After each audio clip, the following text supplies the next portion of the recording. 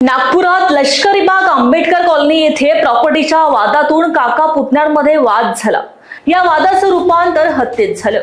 ही घटना रविवारी मध्यरात्री घडली। मृतक काकाचं नाव सुरेंद्र चौधरी वय 55 वर्ष आहे, तर आरोपी प्रफुल्ल दीपक चौधरी वय 42 वर्ष आणि प्रशांत दीपक चौधरी वय 48 वर्ष हे दोघेही लष्करी बाग येथे वास्तव्यास आहे। ही घटना पाचपौली पोलीस स्टेशनच्या हद्दीत घडली आहे। या प्रकरणी पोलिसांनी दोन्ही आरोपींना बेड्या ठोकल्या।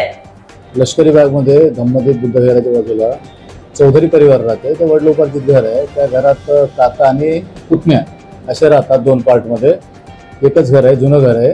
त्या ठिकाणी काकाचे दोन्ही मुलं हिंगण्याला गेले परिवारासहित, परंतु काका इथंच रिक्षा चालवून आपला उदरनिर्वाह करत होता आणि पुतण्या एक बीजी कंपनीत काम करतो। प्रफुल्ल आणि प्रशांत हा श्रीकृष्ण हॉस्पिटलला काम करतो। दोघांचं खाजगी काम आहे। त्या दिवशी त्या प्रॉपर्टी जुन्या वादावरून त्यांनी प्रशांत आणि प्रफुल्ल मिळून त्याच्या काकाच्या डोक्यावर वार केले। दरम्यान त्याला हॉस्पिटलला भरती केले, शंकरा हॉस्पिटल धनकुलीमध्ये। ट्रीटमेंट दरम्यान त्याचा 24 तासाच्या आतमध्येच मृत्यू झालेला आहे। त्याच्यामुळे आम्ही BNSच्या नवीन कलमानुसार 109 दाखल केला होता। त्याच्यानंतर 103 सेक्शन वाढवण्यात आलेलं आहे आणि कालच त्या आरोपींना तात्काळ अटक करून त्यांचा PCR घेण्यात आला। 25 तारखेला PCR मध्ये आरोपी आहेत। मृतक आणि आरोपी शेजार राहत होते, एकाच घरात राहत होते आणि जुना प्रॉपर्टी वादावरून ते मारहाण झाली, त्याच्यामुळे त्याचा मृत्यू झाला।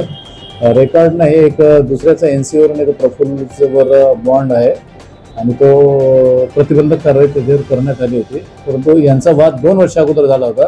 त्याचा कुठल्याही पद्धतीचे त्यांचं काही त्या संबंधाने गुन्हे दाखल नाही। आरोपीला तर जसं रिपोर्ट आला, आपल्याला माहिती पडलं त्याला ऍडमिट करत आहे, त्याच वेळेला पण आरोपी ताब्यात घेतले होते।